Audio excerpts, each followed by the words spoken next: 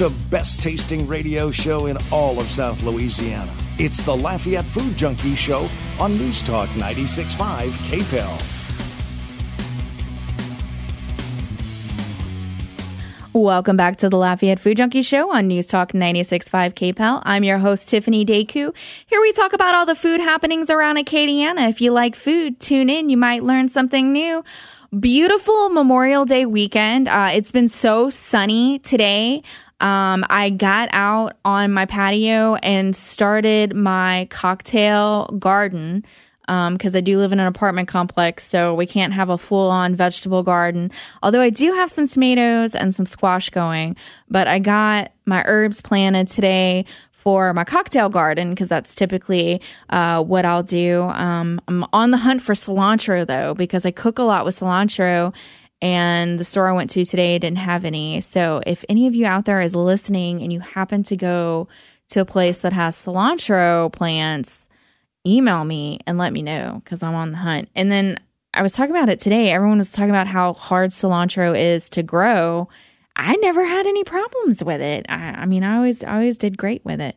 But we're having wonderful weather for Memorial Day. We thought we were going to have a tropical storm or something like that, and it looks like it's passing us on for now. And while many of you get to relax tomorrow and barbecue and grill, it's like the unofficial start of summer, I'll be working. I do not get Memorial Day off. I will be working at the day job for Memorial Day.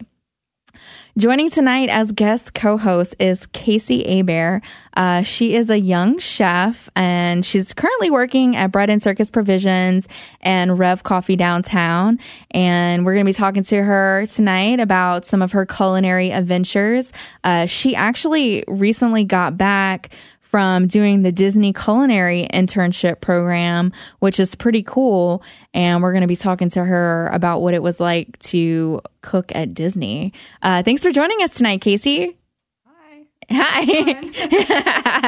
she's a little nervous. I am. Yeah. So you were saying today that you guys went out to Bellecourse Farm in St. Martinville. I got to try all her cheeses. They were so good. Yeah. Amazing. So I was telling you before the show, the only time that I've been, I freaked out and in there. I was so excited because I just thought it was the most wondrous place on earth.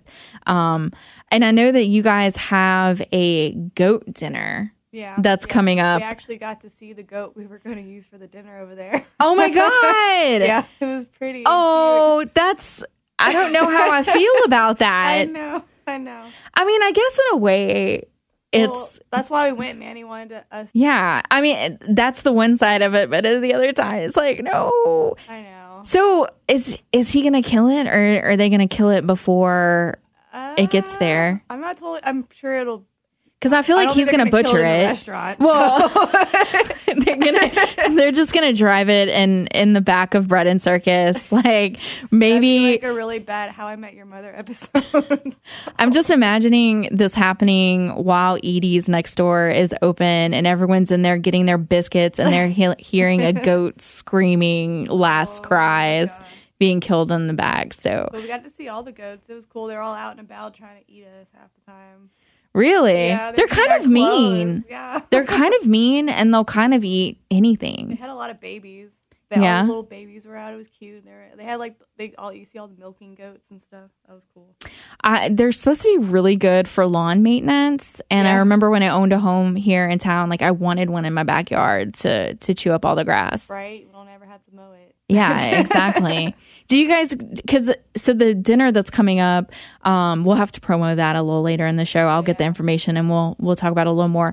It's a goat dinner, and then they're pairing it with Sicilian wine. So did you guys get to try the wines too? No. I haven't got to try the wines yet, but I mean, we did. Oh, okay. I know, I follow you on Instagram, and I was like, she must be at a farm today. Yeah. I'm seeing all these like cow pictures, and and that's what I was asking you too, if she was doing cheese, but with the cow. But you said no. If anyone is interested, you can go and buy cheese directly from the shop. And the last time that I went, it was on the honor system, to where like you would go, you would write down what you bought, and then you would leave the money in a lockbox, which I thought was really cool. But we made so much noise in there that they came out of the back. But yeah, there's like all different kinds of the cheese. Her goat cheese, like the soft. It's so good. Yeah. The soft goat cheese, and you can get the samplers. I know that Great Harvest Bread used to have them. You could get like different little samplers, and they would be like marinated, different styles. Good. Yeah, they were so delicious. I want a bagel now. I want more goat cheese. Yeah.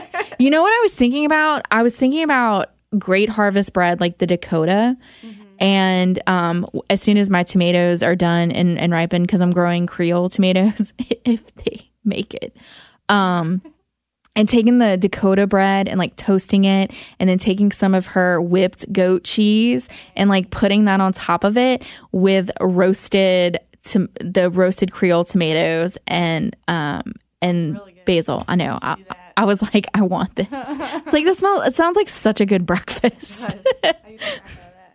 All right. Yeah. So whenever that happens, I'll be sure to Instagram it so everyone can see it.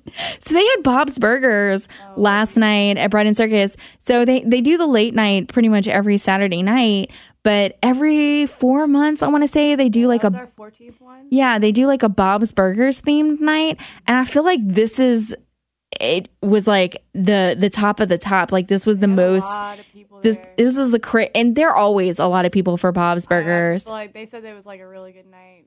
For like but it's very busy, and they ran out of stuff. They were running out of. Really? Yeah. When I got there, they had run out of fries and stuff. Oh wow! So they gave some chicken skins, but they were still really good. Yeah, chicken skins, and there's nothing wrong with that. No. But they had like one of the burgers had like a donut, as the bread, and then. They also gave you the option they could make it vegetarian if you needed to as well. Do you know what they were using? No.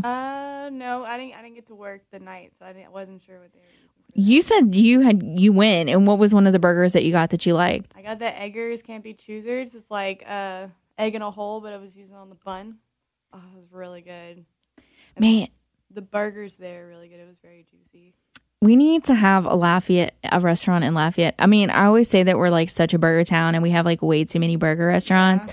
But if we did like a Bob's Burgers themed restaurant all the time, I think that it would be, man. I think we should have all themed restaurants. Yeah, right. Let's just do themes. Everything. That'd be great. Theme the world. Right. All right. We are going to take our first break. And when we come back, I actually interviewed the CEO of Dat Dog.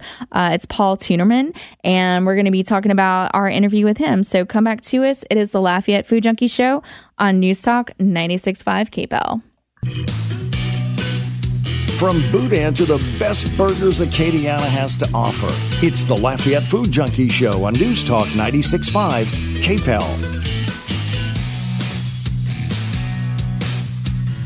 Welcome back to the Lafayette Food Junkie Show on News Talk 96.5 KPEL. I'm your host, Tiffany Deku, and we are talking with Kasey Marie. She is guest co-host tonight. She is a chef at Bread and Circus Provisions and Reve Coffee downtown. I had the honor to go to a media night this past Monday at Dat Dog, and I got to interview the CEO, Paul Tunerman, and I got to try a bunch of the different hot dogs that they've had on the menu. And a lot of times I find with restaurants that give you a lot of options, I get very overwhelmed. And I always want to do like the make your own because I think I'm a chef sometimes, I guess. And I always like make the hot dog and I'm like so disappointed with it. I'm like, you suck. And it's like you have no one to blame but yourself because but it's good to experiment. Right. It's good to try things. But you like created the hot dog. So it's like you really can't be like, this restaurant sucks. It's like, no, like you suck coming up with flavor profiles for your hot dog. So what's nice about Dat Dog is that they have like pre-made hot dogs there. And another cool thing is because they have so many options, the people that work there go and like create and make their own hot dogs. And they have this option that's called Chef's Choice, where you just leave it in the hands of the chef to create something for you. I've got some pretty good things, I think. Really? Yeah, I've done that like at least once or twice, and then I remember it being pretty good. But that was a while back. I'm scared that I'm going to get like onions, and I wonder if I can be like chef's choice. I'm sure you could be like, but these are off limits. You don't like onions? No, not on a hot dog. I'm weird. Like I don't like onions, like raw onions. Unless they're purple onions on a sandwich or in a salad, like I can have them like that, but just like straight up diced white onions, like on a hamburger or in something like that. I love that. I love like the strong flavor. Ooh, like, no. and the crunch. I mean, not on everything, but like especially on hot dogs. I just like loathe that. Really? Especially with onions and everything. I love it. See, I can do sauerkraut on a hot dog. I cannot do onions. I could totally be like a New Yorker or live in Chicago with those hot dogs. They're so good. So they had like, that was one of the ones that they gave us, but I didn't try it, but it looked really pretty. Yeah. But the relish was like this abnormal green color to the point where I'm convinced it had green dye in it. It was so bright green, and I was like, this cannot be natural. Maybe it was just super fresh. Maybe. Or they blanched it just right. Maybe so. I don't know, but it was kind of scary looking, and I didn't want to try it, so I stuck there. But I did try surprise of the night. My two favorite things on the menu are not even hot dogs. They're the vegan hot dog. And I never thought that I would say that I preferred a vegan hot dog to their regular hot dog, but I totally do. I'm pretty sure I've had their vegan hot dog. It's pretty good. Yeah, so it's an apple sage. Yeah. And then it came with like a blackberry sauce and blue cheese. And I feel like the blue cheese probably goes really well with like the apple. Yes, and it was kind of, so good. Yeah. So good. And then just like the chicken sandwich. Like, I mean, you can't really screw up a chicken sandwich, but it was delicious as well. I never had the chicken sandwich there. Yeah, so that was good. They also have hamburgers, if hot dogs, and they have like 4 or 5, maybe even more different sausages that you can actually put for your hot dog. And the space is really cool too. It's really brightly colored. It's downtown. It's actually across the street from Reve Coffee Roasters. And they have a venue where they play music in the back. Yes, the venue is also really cool. I told them that they need to start.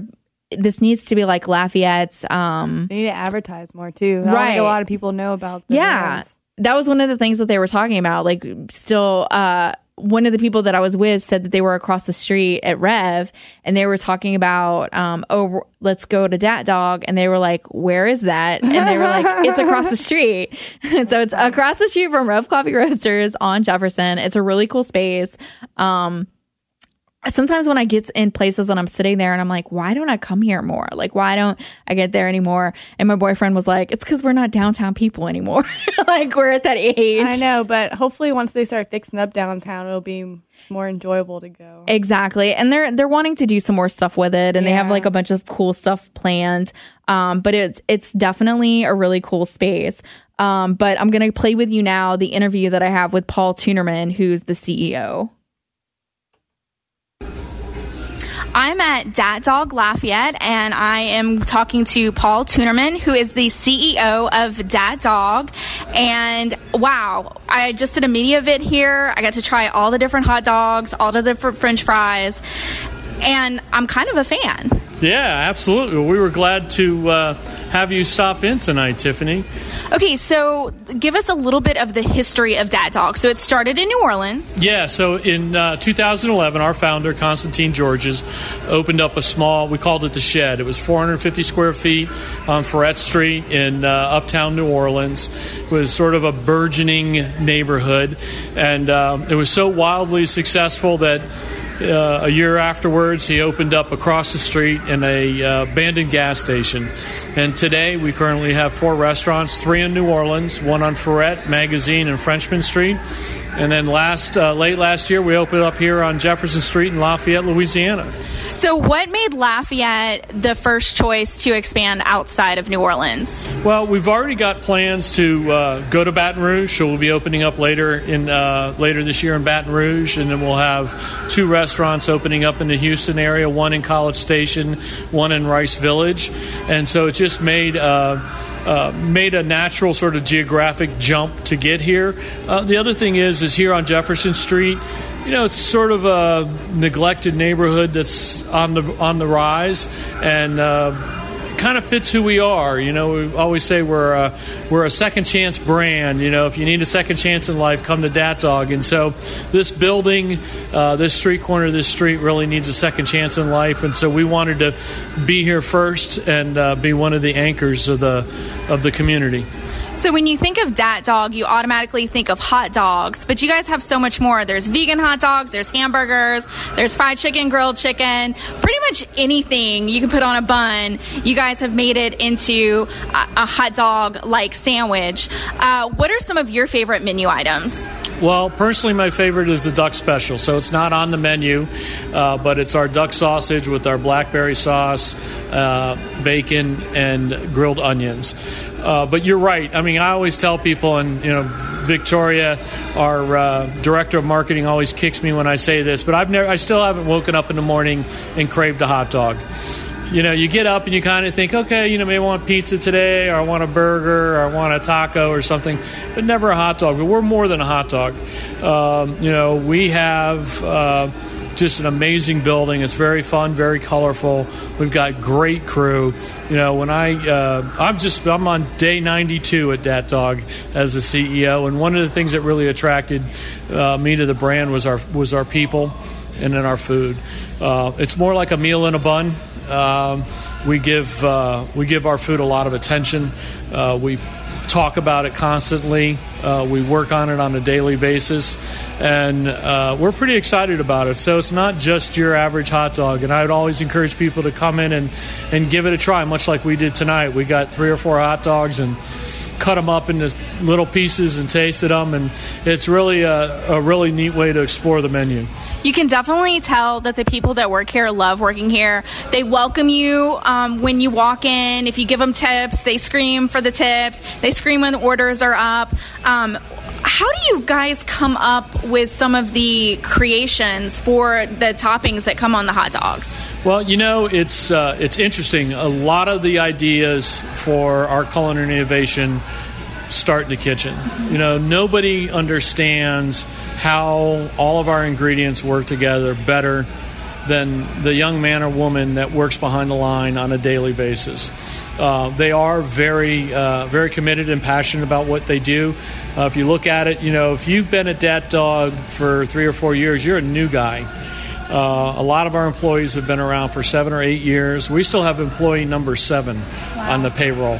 So we get you, and we do very little recruiting. A lot of our folks, it's just word of mouth, or folks that are here will have so much fun that their friends will want to come and work here. So it makes for a neat environment. But from a culinary perspective, a lot of that starts in the kitchen. So it's not your typical hot dog stand. It's a whole lot more. So the Lafayette location has this great venue that's in the back. And if you guys are listening and you've never gone to Dat Dog, definitely take a walk in the back and go look at the venue space. And you were saying that you are open to even having bands come and practice here. The venue is available for renting, and you guys have had different musical acts come through. So what are some things that people can do in the venue in the back? Yeah, so the platform, and it was sort of a twist on the oil platform. If you look at our logo, it is in the back. It seats about 400. It's a great venue. We traditionally have music on Friday and Saturday nights. But we talked a little bit about this at dinner. We believe we don't do a lot of traditional marketing, and we think that the best form of marketing is investing in the community and becoming actively engaged. And so we think this is a unique opportunity for us here in Lafayette to really extend that. So whether you're a high school musical group that wants to come and have an opportunity to perform in a venue on a Tuesday afternoon or a Wednesday evening, come on down, contact Shane, our general manager, and we'll certainly set it up. It gives you an opportunity to perform in a legitimate venue at no cost. We've done wedding receptions here. We've done fundraisers, corporate events. We have a children's event down here next month where they're going to bring in a bunch of reptiles from an educational perspective. So it is a venue that's available to the community, and we would encourage everybody and anybody to come on down and take a look at it and see how we might work together on an event.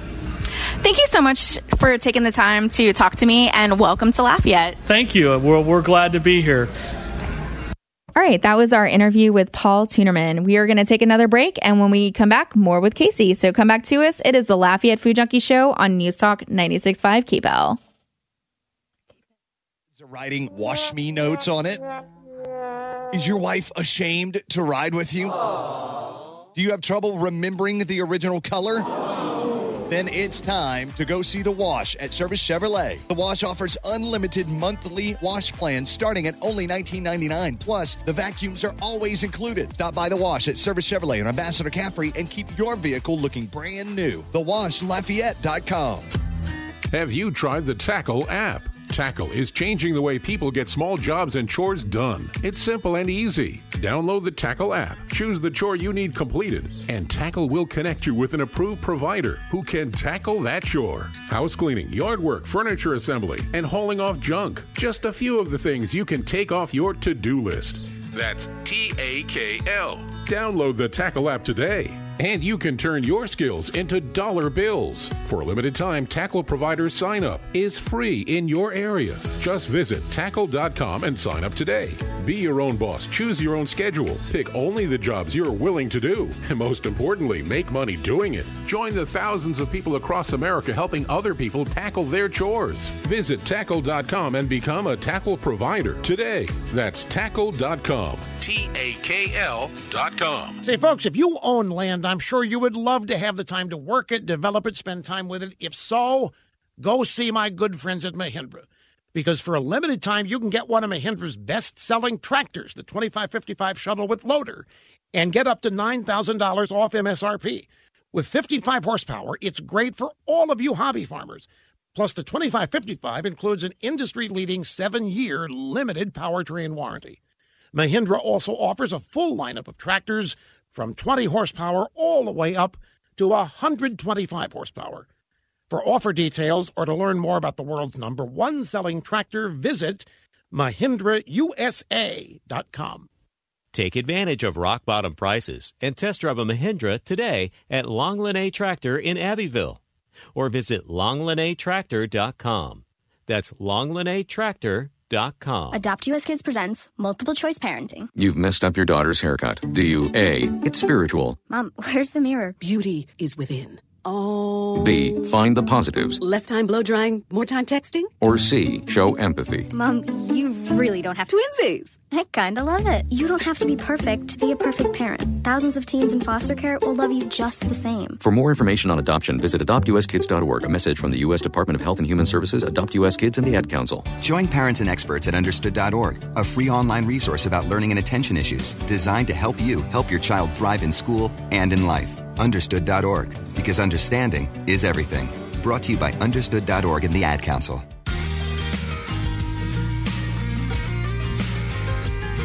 She puts the wow, yum into words. It's the Lafayette Food Junkie herself on News Talk 96.5 KPEL. Welcome back to the Lafayette Food Junkie Show on News Talk 96.5 KPEL. I'm your host, Tiffany Deku, and joining us tonight is Kasey Abear. Okay, so before you went into culinary school, let's kind of go back. When did this love of cooking kind of develop? And so I started cooking more and reading more recipes, and then I started falling in love with baking. And then it just kind of grew from there. I started working in restaurants, and then I was like, you know what? I think I want to go to culinary school. Do you remember what your first restaurant job was? Well, if you want to go like far back, it was probably like I worked at Bonsai as a hostess. Nice. And then I went to Cane's when I was like 16. But my like real restaurant job was probably at Jefferson Street Pub. Oh, cool. Okay. Yep. I was in the kitchen there for about a year. So you went to culinary school at Louisiana Culinary Institute. You graduated in baking and pastry. Yep. So what was that program like? It was amazing. Like all the instructors there, like they're so good. They really care about their students. They really like, if you need help, they're there for you. Like they help me find a job after if I need. Like that's how I ended up going work for the Masters and work for Disney and got to go do all these culinary opportunities. It was a lot of fun.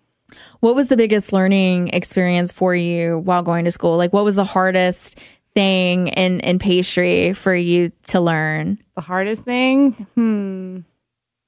I don't know. Probably like the small desserts. Really? Oh my goodness. It's because you have to make the same exact tiny little desserts. Like, you have to make a ton of them. And they all have to look the exact same. And that's probably like my most like most difficult, most strenuous thing to do. What's the thing in pastry that you kind of hate and you think is totally overrated? Macaroons. Really? Because they're everywhere now, but people like, I think people like them because they can be like vegan or they don't have to worry about the gluten.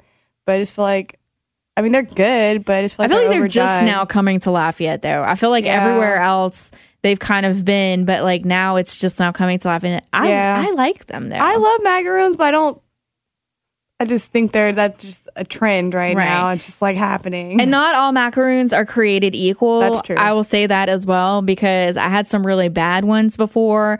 I went to this place in Dallas and had really great ones. And then Karma Macaroons is amazing. Yeah, like I love hers. I met the pastry chef for her. She's good. Yeah. And then amazingly enough, it's like the floral herbal ones are the ones that I like the most. I feel like they work the best. Yeah, because some of them, like, you eat them and they taste like straight sugar. Yes. If it's flavored. But then you got the ones that are, like, really good. And, like, that's the ones that I'll like more. The ones that the flavor can actually pop out. Yeah, the lavender. Oh, my God. The lavender one. And then there's another one that's, like, an herbal one that I really good. like, too. Yeah, they're so good. I've always been more into, like, breads and stuff. I love making different kinds of breads. And I'm not great at cake decorating, but I still like decorating cakes. Even I don't know. That's probably the difficult thing, like icing a cake. Good Lord. Oh, yes.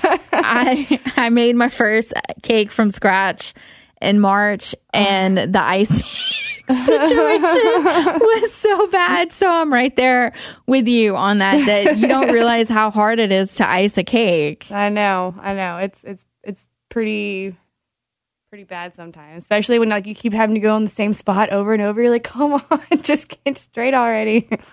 So after culinary school, you ended up interning in Disney's culinary program. So what was that like? It had its moments. Like, it was a lot of fun. Like, I met a lot of people. I have a whole bunch of new friends now. It definitely showed me a different side of like cooking, the culinary world. Like, we were doing over like 1,000 covers a day. And in Lafayette, that's like doing like 100 to 200 covers a day. So it's like a huge difference. It's a huge difference. And like between like sanitation rules and being surgically clean about everything. I mean, most places should be like that anyway, but like Disney is like even harder core like than that. Did you guys get to hang out at Disney a lot? Oh yeah, we got to go for free anytime we wanted. Yep, as long as you didn't call out, you got to go for free. It was great. Nice. And when I went, it was during the holidays, and you got like 40% off all the like stuff that you bought. So I was like, yes, I bought way too much stuff for Christmas. Yes, everybody got Disney stuff for Christmas. I'm not the biggest Disney person, but I am the biggest Disney World person because I really do feel like it is the most magical place on earth. It's definitely magical. And then Epcot was just so amazing. And then the food there. I mean, there's a ton of food blogs out there that are just on the food at Disney. I went to the Food and Wine Festival there. It was like in 90 days. It was great because then it's like little samples, so you can get your wine and drink. It's like little cups. It's like $4, and then you get your little sample of food. So by the time you get to the next stop, you're done eating and you try another one. So that's really fun.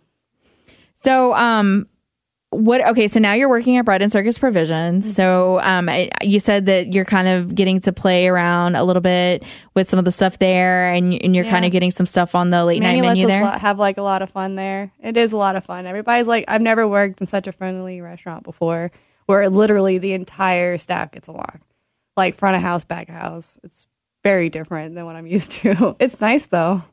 And then Reve Coffee Roasters, you're doing pastry, them as well. Do you have anything cool on the menu? We have our biscuits. Our biscuits are incredible. Yes, they're delicious. They're so good. And then we're gonna do we're talking about like a summer menu, like doing different things with like our scones. We're gonna do like a fig strawberry scone with our fresh figs that we have. So, but we're still talking about it. We're still thinking about ideas to put on there. Nice. Yeah. So people will have to go and check it out and get a look at it. Yes, me and Alan are going to be working very hard on these pastries, making them awesome. So you graduating from culinary school, and then you go to the Disney Culinary Internship program, and you come back to Lafayette. And so I don't know, I guess a nice way to say this, it's going to sound, it's just because Lafayette is small, and being a culinary grads, you graduated from culinary school, it's hard to find a job here as a chef anyway. Is it any easier with the degree? Is it still just as hard? It's not necessarily easier, but I guess when I apply for a job and they look at my resume, they say I have more like qualifications and experience. So that helps a lot. But yeah, it is really hard to find the job you're looking for. Because we don't have many fine dining restaurants here in town. It's a lot of fast casual. Yeah, and I like the farm to table environment. That's why I didn't want to go back to Disney, because as much as it was a great job and had great benefits, like I still love the family style. Like going, like today when we went to the farm, it was great to see that we get from local places, because I really, really support local. Mm-hmm. I go to the farmer's market. I'm always doing the local thing. Like I love that. So that's why you came back. Yeah. So ideally, though, you're looking to potentially move because there's only so many positions here. Elsewhere. Yeah, like they have like this website, Culinary Agents, and you can look up and they have all these jobs, and like you can pick any state you want, and it'll bring you up jobs where you can work, and that's super helpful too, because you get to see all the job openings. Like I really want to do pastry like up north, because I feel like they work out better because it's not so hot, so your pastries come out better. Especially if you're working with like candy and stuff. That's what I like doing my sculptures and stuff, but you can't do it here because they melt or they just won't stay. It just doesn't work here. That's something that I really didn't think about, is that the colder weather would make that easier to do. Oh, yeah. It makes most baking things easier, especially if you're making like marshmallows or Rice Krispie treats or something along those lines. Like I made cupcakes yesterday and the frosting was already melting because it was hot outside. It's pretty ridiculous. And you said ideally too you would want to get into chocolatiering and make chocolates. So that'd be a lot of fun, because when I was in school we made all these chocolate boxes and sculptures, and then I was at Disney and they had this entire display case, like a land of chocolate. Like it was just beautiful, and I would love to do stuff like that. Just a mess. Chocolate is a mess. It's everywhere. It is a hot mess. Yes. Literally. It sure is. Ideally, where would you want to move to? Well, I don't know. I kind of want to go definitely up north, like up to Maine, because they have like, it's like a small community, but they're also like kind of booming too. Mm-hmm. And I really want to open up a bakery there because it's like close to Canada. And I can get like different goods from Canada, like maple syrup and what. I got all the fresh, because they have good farming up there, and like different like local you can get from the different. So I just want to stay up north. Right. Probably stick to up there somewhere. My manager at my day job is from Vermont, and her brother owns a maple syrup farm. And so last time she went to go visit, she brought me back maple syrup from Vermont, and I only bring that out on special occasions. Right? I know my dad just started going to Canada for work, and he started bringing back the maple syrup, or like sending it back. The candies too. Yeah, it's so good. Yeah, she brought us the little candies. Yeah, too. Like she brought everyone to work, but she like brought me a bottle, and I was like, "Thank you so much. Like, this is so That's probably great." Awesome. But she hates it there because it's too cold. Like she likes the weather here more, but man, because I'm always like, oh man, Vermont's so great. Like it's cold and you get winters and it's like Ben and Jerry's from there. And she's like, no, it's not. It's cold and it snows all the time. And that's why I want to go to the Scandinavian countries, because their food's really good and it's like nice and cold all the time. And I feel like it's good for your skin. I don't like being too hot, and it's good for my baking. It all works out. Being colder. All right, we are going to take another break, and when we come back, we have more with Kasey. So come back to us. It is the Lafayette Food Junkie Show on News Talk 96.5 KPEL.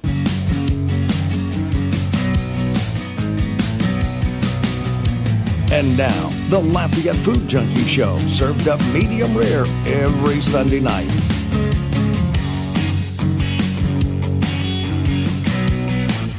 Welcome back to the Lafayette Food Junkie Show on News Talk 96.5 KPEL. I'm your host, Tiffany Deku, and we've been talking with Kasey Marie. She is a chef at Bread and Circus Provisions and Reve Coffee Roasters. Okay, I pulled up the details on the event.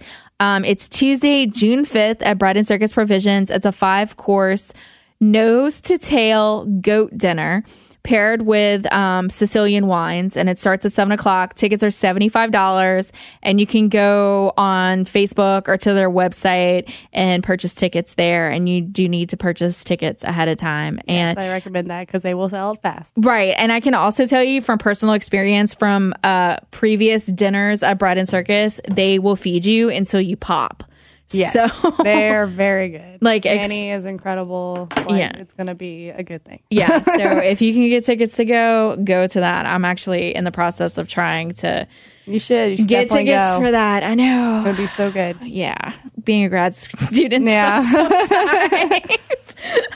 Okay, and I also want to mention that Blanchard's Barbecue is more than likely on the Hush Hush opening next week. They opened for lunch this past Saturday, so I'm assuming that they're not going to be open for Memorial Day. It's more than a food truck, or they have their no, they went brick and mortar. Okay, yeah, so I didn't realize that. Yeah, That's so they opened a brick and mortar. They're in their former Urbano's location off of Pinhook. I think I know what you're talking about. Yeah, so they opened up there, and they opened from like 10:30 to 2 yesterday. I'm sure they're going to be closed Memorial Day, but I'm fairly certain they're going to be open next week. So you guys can go check out some amazing barbecue and my favorite biscuits. I love their food truck. They have their fries are loaded with all this. Oh my God, that's like my favorite. I was talking to somebody about it because okay, so we went from like not having any really good barbecue places to now we have like 3 decent ones. So like No Good Sons Barbecue, their brisket is where it's at. Like that's what I would say to go there for. Blanchard's pork products, and then all the crazy things that they'll do because like you can get them on tacos. The sides that you can get with them are so delicious. Their biscuits are amazing. I haven't had a chance to try their biscuits, but oh my God, I love a good biscuit. It's like a biscuit, and then it comes with I would get it with the pork, and then cheese sauce, and then a fried egg. And then they have like the hash browns on the side. Sounds so like, good. You're going to make me hungry. Yeah. And I think the reason why the biscuit was so good is because it just had like so much grease. Because I'm pretty sure that they cook.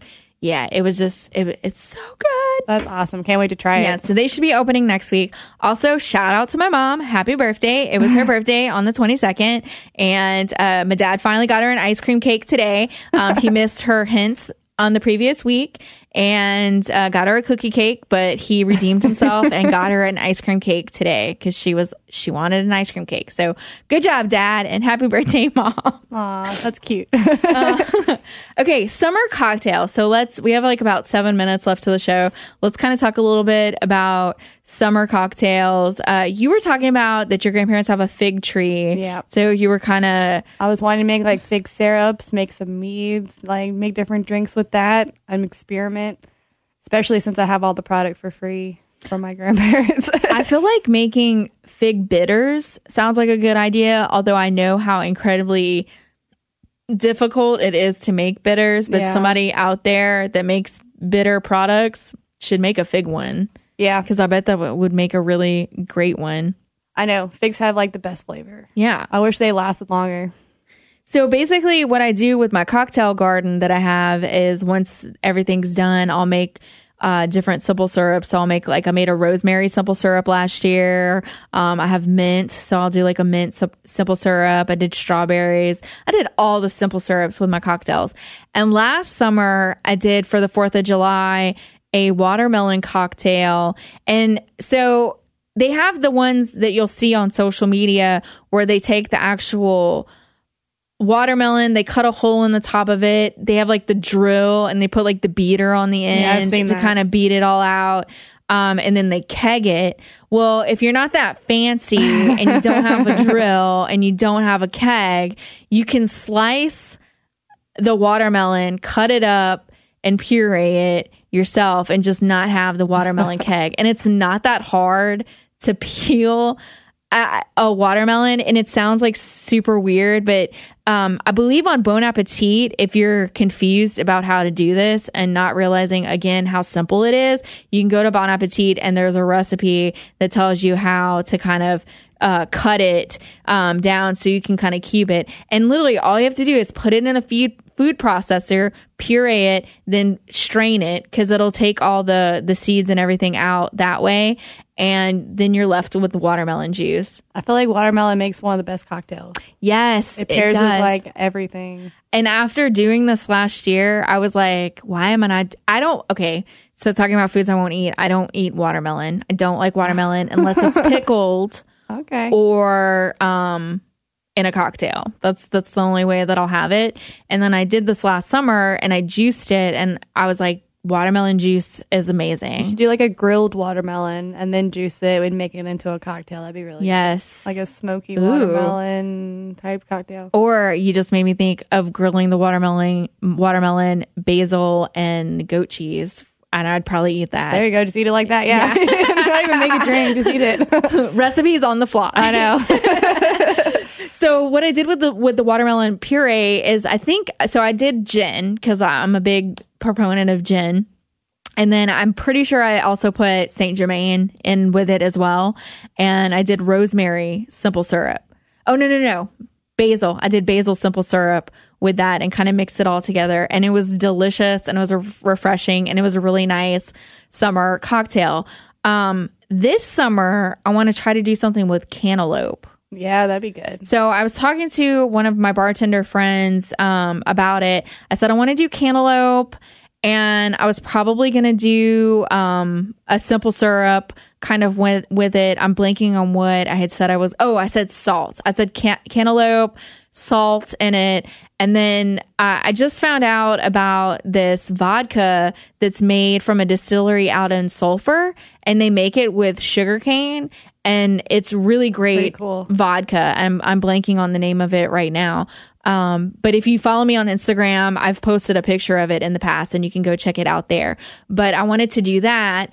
And she kind of suggested either like, she's like something acidic. So she was like strawberries or something like that. She said jalapeno would be good with it. Yeah, we, for late night one night, one of the girls, Molly, she made a spiced cantaloupe gelato, sorbet. Ooh. And it was incredible. Okay. I feel like that would make a really good cocktail too if it was kind of like spiced a little bit. Yeah, she was saying that jalapeno really worked really well with cantaloupe. I can see that. So she said that, and then she said I could do get like a smoked salt, and then rim a glass with it. And I think Cellar Salt has they do. Salts. Yeah.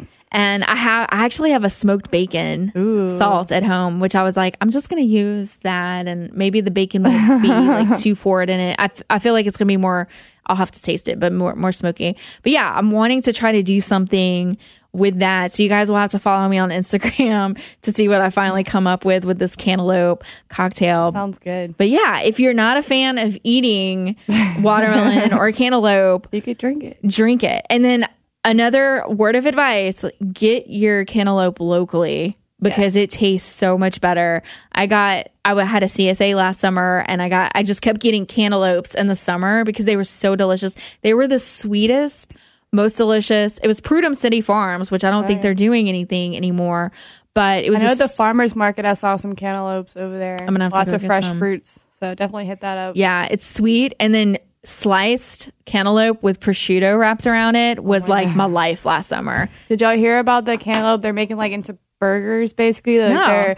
They're smoking the cantaloupe until like they're like juicy and crispy, and they're making it into burgers, so it's like vegan burgers. Interesting. Yeah, it looked like it would taste good, but who knows? That's really queer. Yeah. All right, I'll have to check that out. Kasey, thank you so much for joining us tonight. It's been a pleasure. You did good. It was fun. I know you were nervous. You did great. All right, that's our show. Thank you so much for tuning in. Join us next week at Sunday at 6 p.m. This is Tiffany Daku on News Talk 96.5 KPEL, and this is the Lafayette Food Junkie Show. Thanks for listening, and as always, happy eating, Acadiana.